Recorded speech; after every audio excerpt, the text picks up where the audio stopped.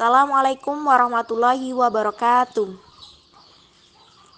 Halo semuanya, perkenalkan kami dari kelompok 10 akan membahas materi terkait konteksasi kepemimpinan pada lembaga pendidikan negeri dengan anggota Fatul Huda dengan NIM 202240640221 dan Sayyidatun Nasuha dengan NIM 202240640230. Pendahuluan.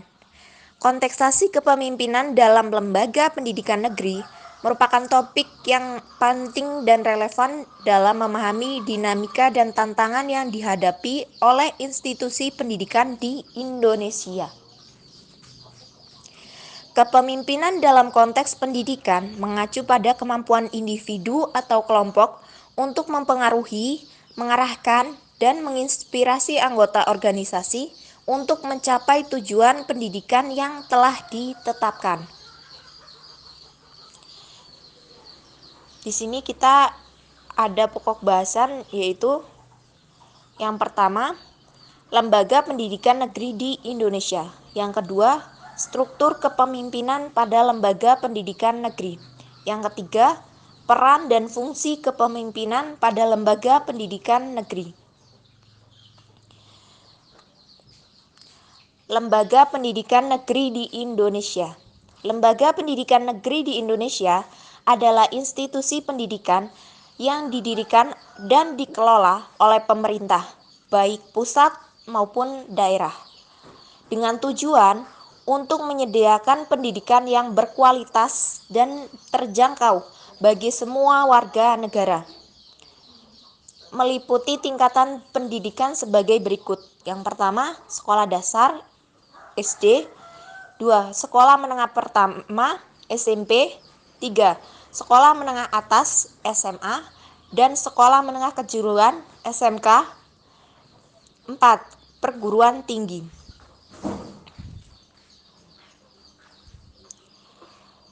Struktur kepemimpinan pada lembaga pendidikan negeri. Lembaga pendidikan negeri diatur oleh berbagai peraturan dan kebijakan yang dikeluarkan oleh pemerintah pusat melalui Kementerian Pendidikan, Kebudayaan, Riset, dan Teknologi atau Kemendikbudristek, serta oleh pemerintah daerah. Struktur manajemen di lembaga pendidikan negeri melibatkan beberapa komponen utama. Yang pertama, kepala sekolah atau rektor dengan tugas yaitu memimpin dan mengelola operasional sehari-hari lembaga pendidikan. Yang kedua, guru dan dosen dengan tugasnya yaitu menyampaikan materi pendidikan dan mendampingi proses belajar mengajar. Yang ketiga, staf administrasi dan pendukung dengan tugasnya yaitu menyediakan dukungan administrasi dan logistik yang diperlukan untuk kelancaran operasional lembaga. Kepemimpinan pada lembaga pendidikan negeri. Menurut Makawimbang tahun 2012 halaman 30, syarat-syarat yang harus dimiliki pemimpin pendidikan atau kepala sekolah antara lain: 1. Rendah hati dan sederhana. 2. Suka menolong. 3. Sabar dan stabil. 4. Percaya diri. 5. Jujur, adil, dapat dipercaya. 6. Ahli dalam jabatannya.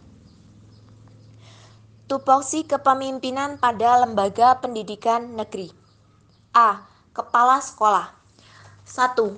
Kepala sekolah menerapkan fungsinya sebagai edukator, manajer, administrator, supervisor, leader, inovator, dan motivator. 2. Kepala sekolah bertugas merencanakan, mengkoordinasi, mengawasi, dan mengevaluasi seluruh proses pendidikan yang meliputi aspek edukatif dan aspek administratif. B. Kepala urusan tata usaha. 1. Kepala urusan tata usaha bertanggung jawab atas layanan pendidikan. 2. Kepala urusan tata usaha membantu kepala sekolah dalam mengkoordinasikan dan menangani Pengaturan tugas administrasi. 3. Mewakili kepala sekolah sesuai pendelegasian kepala sekolah di bidang layanan kependidikan dan administrasi. C. Wakil kepala sekolah. 1. Wakil kepala sekolah urusan kurikulum. Tugasnya yaitu yang pertama, mewakili kepala sekolah sesuai pendelegasian kepala sekolah di bidang kurikulum. 2. Pemberdayaan kebijakan kepala sekolah atau sekolah dalam pelaksanaan kurikulum, KBM atau PBM, dan perangkat kurikulum. 3. Koordinator kelompok kerja urusan kurikulum. 4. Mengkoordinasikan wali kelas, MGMP, MGBK, profesionalisme guru, laboratorium, perpustakaan, dan tim kerja yang dibentuk oleh bidang kurikulum. 5. Mengkoordinasikan RKAS dan pelaksanaan RKAS urusan kurikulum. 2. Wakil kepala sekolah urusan kesiswaan. Tugasnya yaitu: pertama, mewakili kepala sekolah sesuai pendelegasian kepala sekolah di bidang kesiswaan. 2. Pemberdayaan kebijakan kepala sekolah atau sekolah dalam urusan kesiswaan, ekstrakurikuler, dan kegiatan non-mapel. 3. Koordinator kelompok kerja urusan kesiswaan. 4. Pembina OSIS, pembinaan tata tertib, upacara, STP2K, dan perangkat organisasi kegiatan siswa. 5. Mengkoordinasikan RKAS dan pelaksanaan RKAS urusan kesiswaan dan OSIS. 3. Wakil kepala sekolah urusan sarana dan prasarana. Tugasnya yaitu: yang pertama, mewakili kepala sekolah sesuai pendelegasian kepala sekolah di bidang sarana dan prasarana. 2. Pemberdayaan kebijakan kepala sekolah dalam pelaksanaan urusan sarana dan prasarana. 3. Pengkoordinasian kelompok kerja urusan sarana prasarana dan tim kerja yang dibentuk oleh bidang sarana prasarana. 4. Pendayagunaan inventaris pergudangan, inventaris barang persekolahan, dan koordinasi kebutuhan serta pelaksanaannya. 5. Pengkoordinasian RKAS dan pelaksanaan urusan sarana dan prasarana. 4. Wakil kepala sekolah urusan hubungan masyarakat. Tugasnya yaitu: yang pertama, mewakili kepala sekolah sesuai pendelegasian kepala sekolah di bidang humas, pemberdayaan kebijakan kepala sekolah dalam pelaksanaan urusan kehumasan. 2. Koordinator kelompok kerja urusan humas dan jaringan kerja. 3. Pengkoordinasian kesejukan kekeluargaan, semi-dinas, dinas, dan antar dinas. Peran dan fungsi kepemimpinan pada lembaga pendidikan negeri. Menurut Fatona tahun 2017, halaman 114, mengemukakan pendapat bahwa kepemimpinan terkhusus dalam ranah kependidikan dimaknai sebagai kesanggupan seorang individu dalam membimbing, menggerakkan, dan mengarahkan anggota atau bawahannya berkenaan dengan implementasi proses pendidikan dan pengajaran dalam rangka mewujudkan tujuan yang telah ditetapkan. Fungsi kepemimpinan dalam pendidikan yakni guna mengefisienkan guru, staf karyawan, siswa, dan masyarakat untuk mendukung segala kegiatan yang ada di sekolah. Fungsi kepemimpinan dalam lembaga pendidikan negeri. Fungsi kepemimpinan dalam pendidikan untuk mencapai tujuan pendidikan. Tentunya ada fungsi pemimpin dalam menjalankan tugasnya di dalam sebuah kepemimpinan. Adapun fungsi kepemimpinan dapat terdiri dari sebagai berikut. A.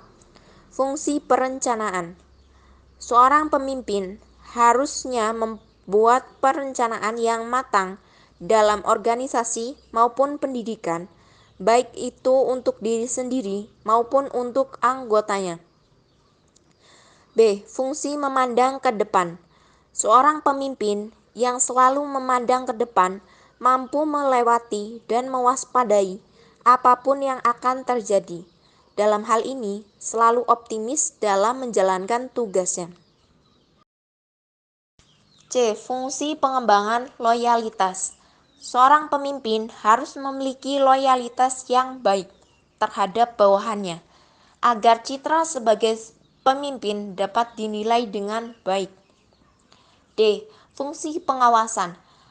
Pemimpin akan senantiasa terus mengawasi kinerja yang dilakukan oleh anggotanya, agar tujuan yang sudah dibentuk tercapai sesuai dengan yang diinginkan.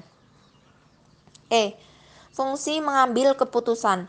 Seorang pemimpin harus mempunyai sifat tegas dalam mengambil keputusan. Tidak semua mampu dalam tindakan pengambilan keputusan. Perlu adanya kajian-kajian dalam pengambilan keputusan, baik secara individu maupun bersama anggota. F. Fungsi memberi motivasi. Seorang pemimpin harus memiliki sifat yang peduli dengan anggotanya. Pemimpin dapat memberikan semangat kepada anggotanya agar dapat menjalankan tugasnya dengan baik di dalam organisasi yang dipimpin. Demikian pemaparan dari kelompok kami. Saya ucapkan terima kasih. Wassalamualaikum warahmatullahi wabarakatuh.